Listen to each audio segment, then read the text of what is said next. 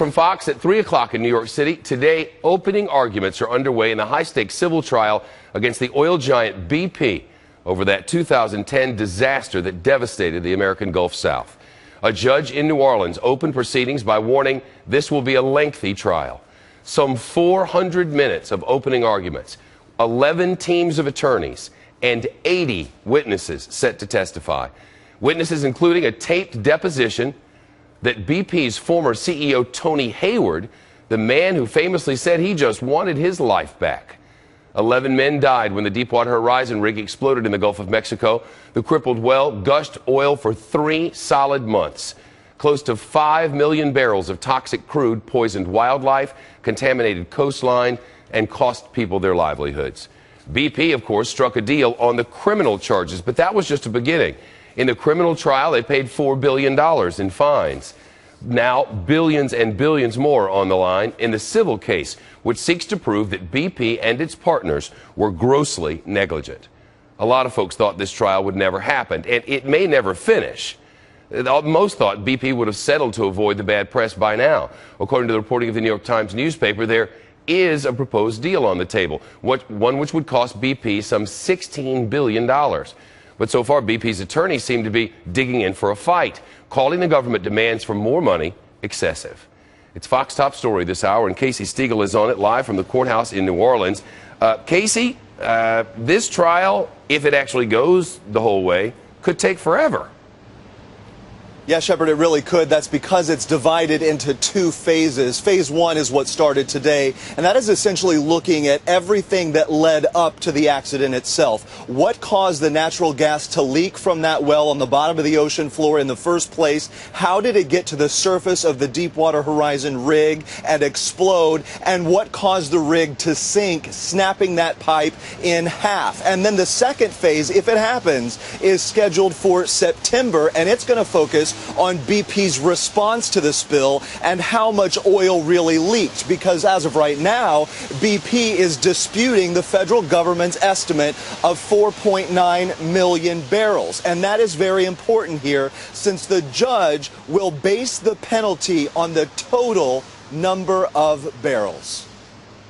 If you're grossly negligent, the penalty is over $4,000 per barrel, whereas you're not grossly negligent, then it's a little over $1,000. So those 2 factors combined is why you get these wide variations. And of course, we've been talking about the trial that started this morning, but at any given time during this whole proceeding, Shepard, BP can opt to settle if they choose to do so. And there's a serious argument being made there that civil suit and all of this money aside, there's more penalty that's deserved here, and a lot more.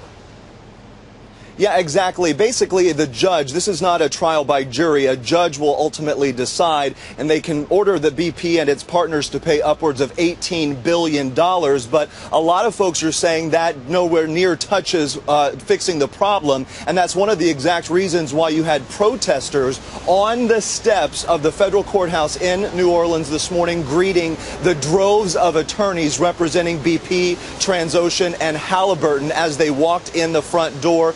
Most of them environmentalists who could say it should take an additional $25 billion to really recoup what has been lost here, because it may have been 3 years since this spill, but the Gulf is still suffering. We know that BP's oil is still in this ecosystem. We find it after kind of every storm event.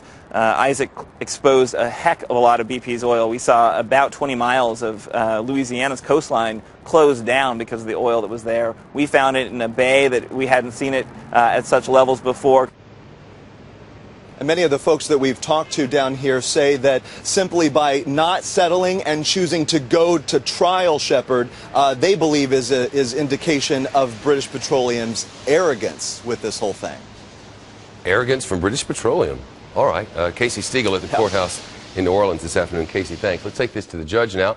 Our senior judicial analyst, Judge Andrew Napolitano, is with us in Studio B. I want to set straight, and this was mentioned in his report, but here's the key to all of this. BP was either negligent or it was grossly negligent. If it was negligent, it's going to pay $1,100 per barrel spilled as a civil penalty. If it was grossly negligent, it'll pay $4,300 per barrel.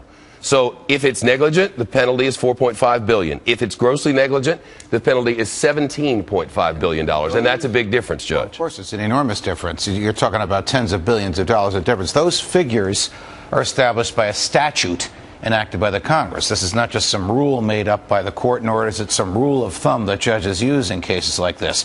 The Congress wrote a law back in the Clinton administration. President Clinton signed it into law, and that's the standard that's used when you have these spills. So how do they decide whether they were negligent or gross negligence? What's the difference between the two?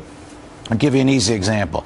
You drive your car 40 miles an hour in a 25-mile-an-hour zone, that's negligence. You drive your car 80 miles an hour in a 25-mile-an-hour zone, that's gross negligence. It has to do with how much you avoided the duty you have to preserve the asset and to keep the people that work for you and the property around you safe. Okay, a more closely tied example might be, if you were trying to save money, but you didn't realize where you were skimping was a real problem and might cost lives, that's one thing.